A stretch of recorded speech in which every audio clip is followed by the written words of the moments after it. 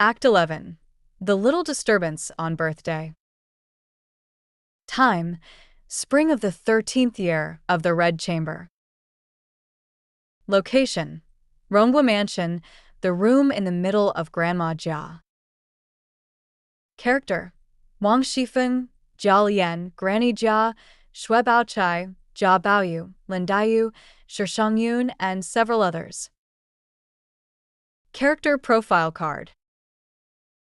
Name: Jia Lian. Gender: male. Nickname: Lienerji Ersu. Identity: Jia Shi-sun, the head steward of the Jia family, resides with his wife, Wang Shifeng, at his uncle Jia Zheng's house, responsible for overseeing and managing the daily affairs of the Ronggua Mansion. Personality: smart and capable, cheerful and outgoing, romantic and amorous. Father: Jia Shi. Stepmother: Mrs. Xing. Uncle: Jia Zheng. Aunt: Mrs. Wang. Wife: Wang Shifeng. Daughter: Jia Xiaoge. Concubine: Pinge Yuerji Qiudong. Half-sister: Jia Chun. That day, Wang Shifeng found Jia Lian and asked him, "Sister Shui's birthday is on the 21st. How do you plan on celebrating it for her?" Jia Lian, without even thinking, said, "It's such a small matter.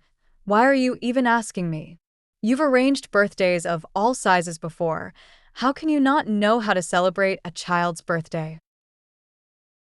Feng Jie said, "Big birthdays have certain rules, but now her birthday is neither big nor small, so that's why she discussed it with you." Jia Lian thought for a moment and said, "We can celebrate Sister Shui's birthday the same way we celebrated Sister Lin's birthday before." Feng Jie glanced at Jia Lian and said, "Do you think I don't even know about this? Originally, I thought the same way, but yesterday when the old lady asked about everyone's age and birthday, I heard that Sister Shui is 15 this year. Although it's not a full year yet, it is also an adult age, so naturally it will be different from before." Jia Lian said, "In that case, we need to add more content."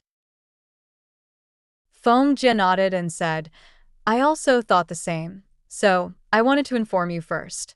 Otherwise, if I made the decision myself, you would blame me for not discussing it with you." Jia Lian laughed and said, "I don't need this empty show of affection. As long as you don't investigate me, I will be satisfied. Why would I blame you?" Just a few days ago, Jia's mother's niece, Shongyun, came to play. Shongyun is a lively and talkative person. She stayed at the Ronggua Mansion for 2 days and played with Baoyu, Daiyu, Bao Chai, and others. Originally planning to go home today, she was persuaded by Jia's mother to stay and celebrate Bao Chai's birthday before leaving. Bao Chai is steady and easygoing in her interactions with others, and Granny Jia likes her very much. On her 15th birthday, Granny Jia took out 20 taels of silver and gave it to Shifeng, instructing her to prepare wine and entertainment to celebrate Bao Chai's birthday. Shifeng jokingly said, "When the old ancestor celebrates children's birthdays, who dares to compete? What's the point of preparing wine and entertainment? To be happy and lively, it doesn't cost much to spend a few taels of silver. This silver has almost turned moldy, so why bother if it's gold, silver, round, or flat? Just hurry up and spend it all. Old ancestor, everyone here is like your children. Are you going to leave all the gold and silver treasures to Bao brother alone? Although we don't deserve it, don't be too harsh on us. Is this 20 taels of silver enough for wine or entertainment?" After saying this, everyone in the room burst into laughter. Grandma also smiled and said, "Listen to her talk. I can speak well too, but I can't beat this little monkey at talking. Your mother-in-law doesn't dare argue with me, but you say whatever you dare." Feng Jie laughed and said, "Isn't my mother-in-law also doting on Bao Yu just the same? Where can I go to complain? She even said that I am stubborn." Grandma Jia was laughing heartily again. In the evening, Grandma Jia asked Bao Chai what kind of plays she liked to listen to and what food she liked to eat. Bao Chai knew that Grandma Jia liked to watch lively plays and enjoyed sweet and soft foods, so she mentioned some accordingly. This made Grandma Jia even happier. On the day of Bao Chai's birthday, Grandma Jia set up a stage in the inner courtyard and arranged for a new troupe to perform a play. The family banquet was also held in Grandma Jia's middle room, with only Aunt Shui, Shi Shangyun, and Bao Chai besides them, all of whom were family members. Early that day, Bao Yu went to Dayu's room and saw her still leaning on the Kong. He urged her, "Hurry up and have breakfast, the play is about to start. Which act do you want to listen to? I will go arrange it." Dayu sneered and said, "You might as well specially organize a performance, only selecting songs that I like to listen to. There's no need to borrow someone else's spotlight to question me." Bao Yu smiled and said, "What's so difficult about this? Tomorrow I'll call a group of people over and let them share our limelight." As he spoke, he pulled Dayu out. After dinner, Granny Jia asked Bao Chai to pick a play, but she could not refuse. She chose Journey to the West. Then Feng Jie chose Lu Er Sees the Pond Items, both of which Granny Jia liked the most. Afterward, Granny Jia asked Dayu, Bao Yu, Shangyun, Ingchun, Tanchun, and Shichuan to pick a play as well. When the banquet began, Granny Jia asked Bao Chai to select a play, and she chose Leaving the House. Bao Yu on the side said, "Sister Bao always likes to choose lively plays like this, but I don't enjoy watching them." Bao Chai smiled and said, "The lyrics of this play are excellent." Bao Yu couldn't help but be curious, asking Bao Chai what good words are there in the end. Bao Chai then recited, "Search for heroes' tears, depart from the hermit's home. Gratefully accept compassion, shave one's head beneath the lotus platform. Without karma, separation happens in the blink of an eye. Naked and bare, coming and going without attachment." Bao Yu listened in admiration, couldn't help but pat his knee and draw circles. Dayu saw this, pursed her lips, and said, "Watch the play quietly, the Leaving the House hasn't even been sung, you're already fascinated by makeup." Everyone kept watching the play until it got dark. Grandmother Jia really liked the two actors who played the young female roles and the clowns, so she had them brought over for a closer look. At that moment, Shifeng suddenly laughed and said, "This child's appearance is just like someone's. Can any of you figure it out?" Bao Chai and Bao Yu both realized that it looked like Dayu, but no one said anything.